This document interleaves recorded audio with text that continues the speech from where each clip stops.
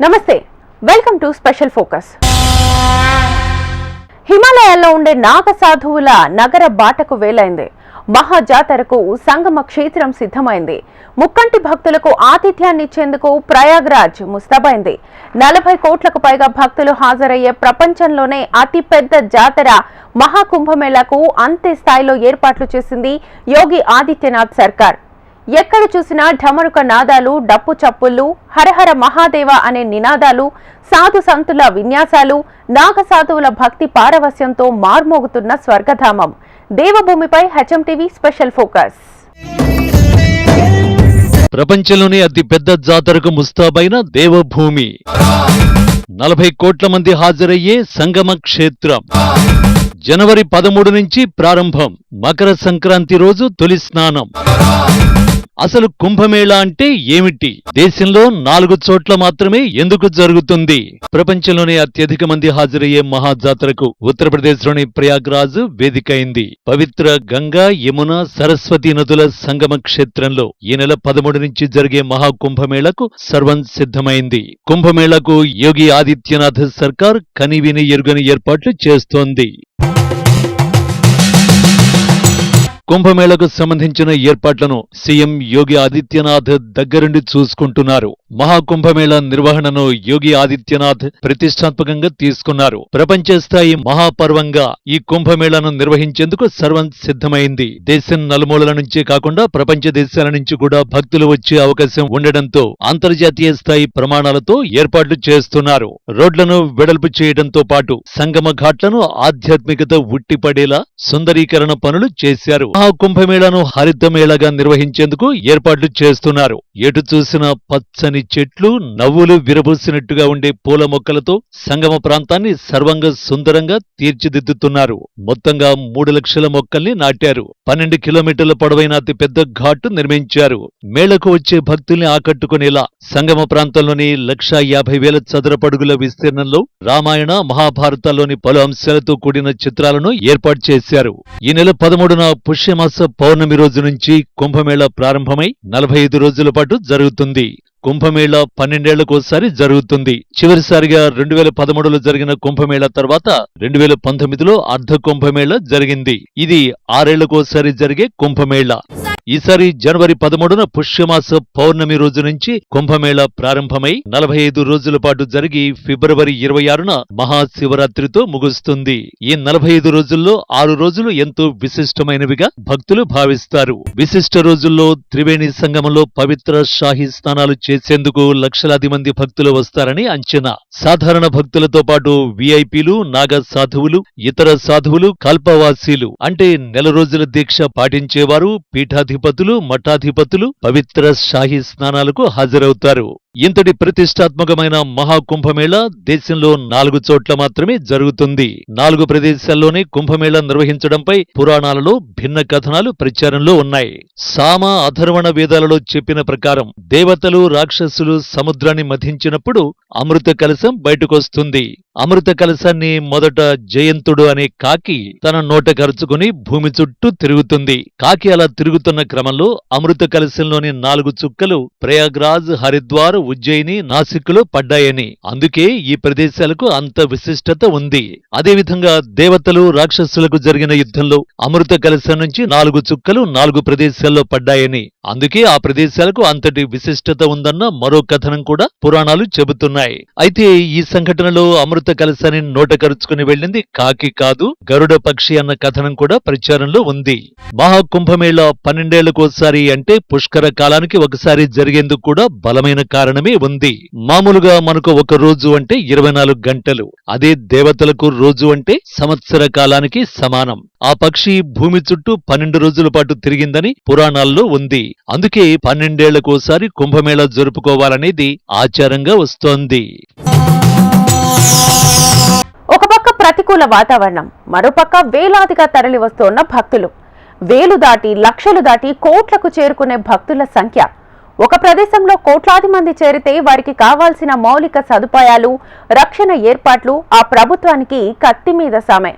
అయినా చారిత్రక ఘట్టం మహాకుంభమేళాకు యోగి ఆదిత్యనాథ్ సర్కార్ సర్వం సిద్ధం చేస్తోంది. చలికాలం కావడంతో ప్రయాగ్రాజ్లో ప్రస్తుతం దాదాపు 10 డిగ్రీల సెంటీగ్రేడ్ కు అటు ఇటుగా ఉష్ణోగ్రతలు నమోదవుతున్నాయి. రోజంతా పొగమంచు కురుస్తూనే ఉంది. మధ్యాహ్నమైన సూర్యుడి జాడ కనిపించని పరిస్థితి ఏర్పడింది. అయినా కూడా భక్తులు ఇప్పటి నుంచే పెద్ద సంఖ్యలో వచ్చేస్తున్నారు. త్రివేణి సంగమంలో స్నానం చేస్తున్నారు. భక్తుల తాకిడి పెరగడంతో ప్రయాగ్రాజ్ మహాకుంభమేళా జరిగే ప్రాంతానికి వెళ్లే దారుల్లో పోలీసులు ఆంక్షలు విధించారు. త్రివేణి సంగమం ఘాట్, హనుమాన్ ఆలయ కారిడార్, సరస్వతి ఘాట్, అరేల్ ఘాట్ మార్గాల్లో ఆంక్షలు అమల్లో ఉన్నాయి. త్రివేణి సంగమం వద్ద స్నానాలు చేసేందుకు దాదాపు 40 కోట్ల మంది భక్తులు వస్తారని ఉత్తరప్రదేశ్ ప్రభుత్వం అంచనా వేస్తోంది. కుంభమేళాకు దేశంలోని వివిధ రాష్ట్రాల నుంచే కాకుండా 123 దేశాల నుంచి భక్తులు వస్తారని అంచనా.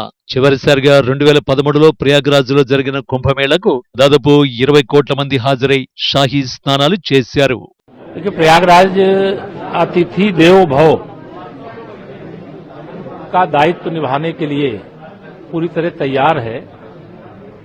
इसके क्रम में प्रयागराज के सभी क्षेत्रों में, चाहे वह हमारे यहाँ पढ़ाई करने वाले बच्चे हों, कोई प्रोफेशनल्स हों, कोई सामाजिक धार्मिक व्यापारिक संगठन के पदाधिकारी हों और विशेष तौर से जो हमारे पार्टी के कार्यकर्तागण हैं, उन सबको बारी बारी से मिलकर के हम सब लोग मिलकर के, चूंकि प्रयागराज मेजबान की भूमिका में है।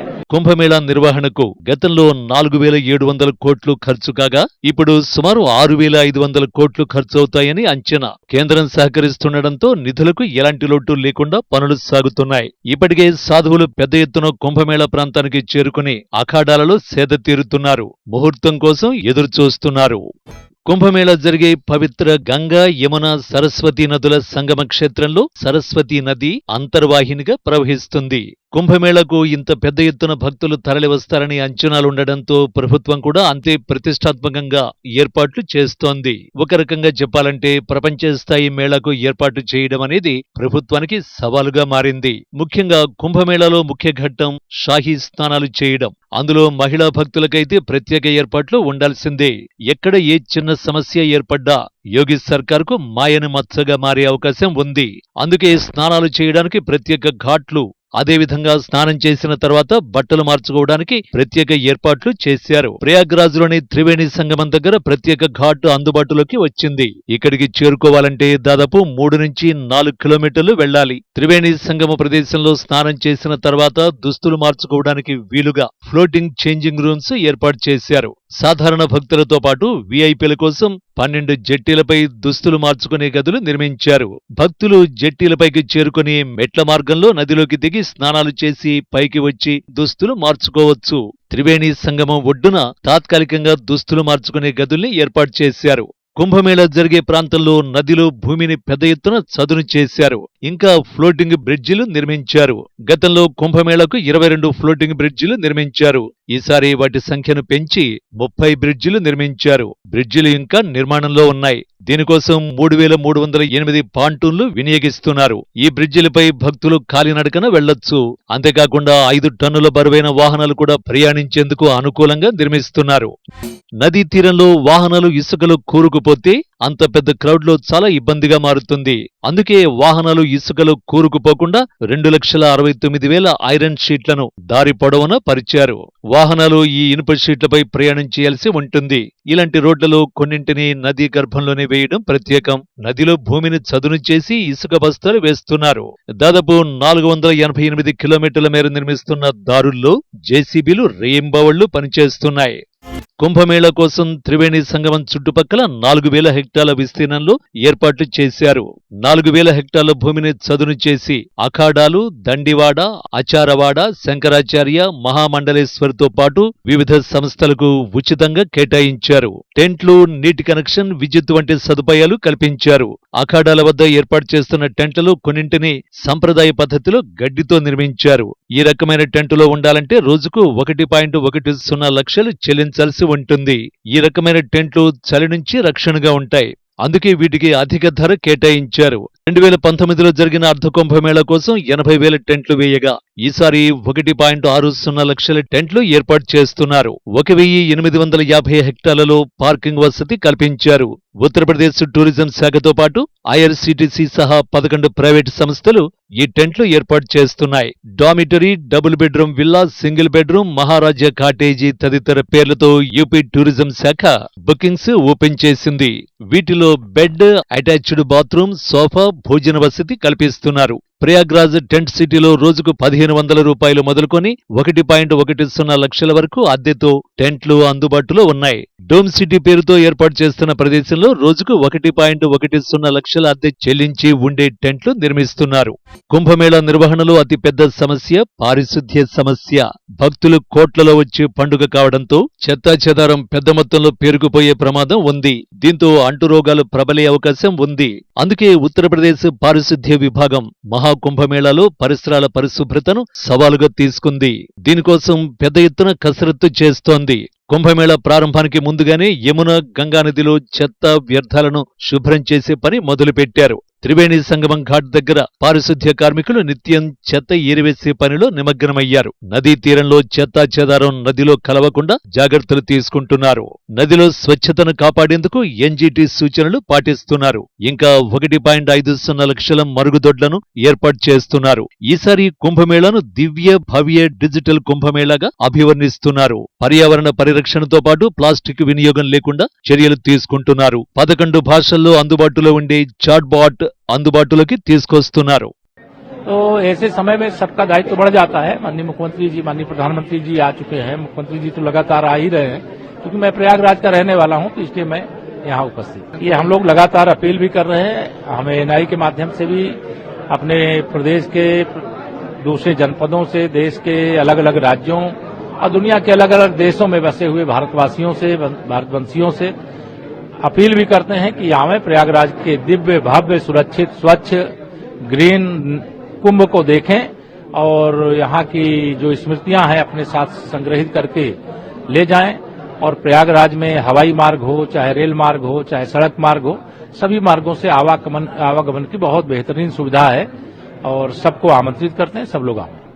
కుంభమేళా నిర్వహణలో వసతి, మౌలిక సదుపాయాలు, స్నానఘట్టాల ఏర్పాట్లు, రహదారుల నిర్మాణ, రవాణా వ్యవస్థ, అలాగే భోజన సదుపాయం, ఇలా ఇవన్నీ ఒక ఎత్తైతే ఇక కుంభమేళాకు వచ్చే భక్తుల రక్షణ వ్యవస్థ అత్యంత కీలకం. ఇది అన్నింటికంటే ఎక్కువగా సున్నితమైన అంశం. అందుకే కుంభమేళాలో పోలీసింగ్కు చాలా ప్రాధాన్యం ఇచ్చారు.